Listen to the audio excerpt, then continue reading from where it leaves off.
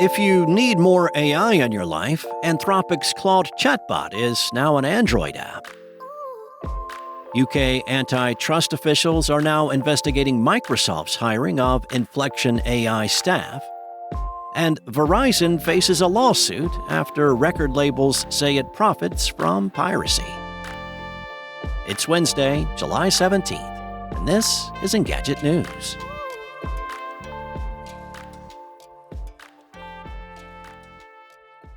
Anthropic announced that its Claude chatbot is now available as an Android app. After introducing the platform's free iOS app in May, Android owners can now also play with the company's AI on their mobile devices. The Android app is free and works with both the Pro and Team plans for paid users. Conversations with Claude can happen across hardware, with both of the mobile apps and the web version connected to each other. This platform is one of several large language model AI chatbots currently available to the public. OpenAI and its ChatGPT tool have attracted the lion's share of attention. ChatGPT is already available in both Android and iOS app form, and it underlies many features of the new Apple Intelligence. However, it's possible that Claude may have more powerful skills. According to Anthropic, the Claude 3 version of the platform performed better than both ChatGPT and Google's Gemini on some important benchmarks. The Claude 3 Opus version scored top marks in March, and the Sonnet 3.5 version did the same in June. We always need to take that kind of comparison from one of the companies in question with many grains of salt, but even the leaps between the Sonnet and Opus over the course of a few months do appear to be impressive. The UK's antitrust watchdog is once again investigating Microsoft. The Competition and Markets Authority has opened a formal probe over the company's hiring of former Inflection AI staff and its licensing of the startup's tech. The initial Phase 1 investigation will be wrapped up by September 11th, at which point the CMA will determine whether to open a more in-depth Phase 2 probe. The agency will try to determine whether Microsoft attempted to avoid antitrust scrutiny by recruiting Inflection's staff and employing its tech, but not buying the company outright.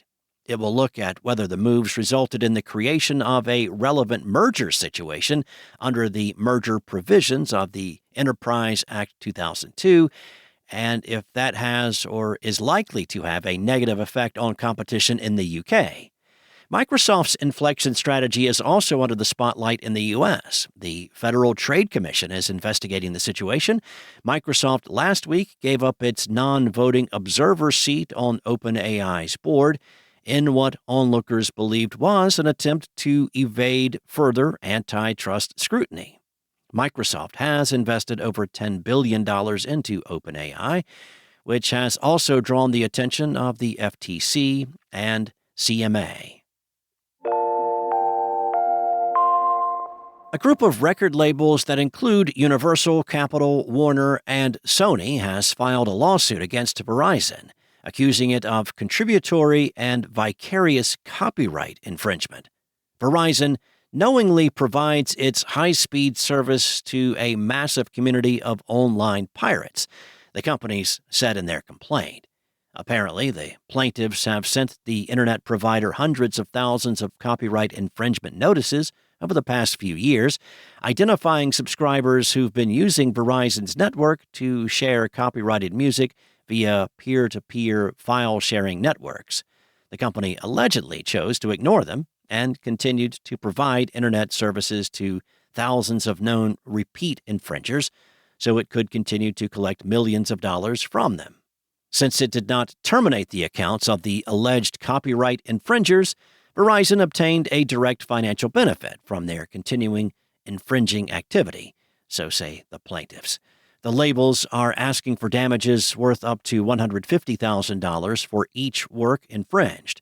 Based on the list posted by Ars Technica, 17,335 titles are involved in the case, which means Verizon could be fined for as much as $2.6 billion. Back in 2018, Music labels also sued Cox Communications for allegedly refusing to fully terminate the accounts of users who were pirating music. A U.S. District Court jury originally sided with the labels and ordered Cox to pay $1 billion in damages. But earlier this year, an appeals court overturned the verdict and found that the provider did not profit directly from its users' activities. A group of record labels also sued Charter Communications in 2021 over song piracy and similarly accused the company of turning a blind eye to music piracy. Thanks for listening. There's more to these stories and additional articles at Engadget.com. This episode featured journalism from contributors Anna Washenko, Chris Holt, and Mariella Moon, and was voiced and produced by me, Steve White, from Spoken Layer. Enjoy your day, and I'll be back tomorrow with more tech news from Engadget.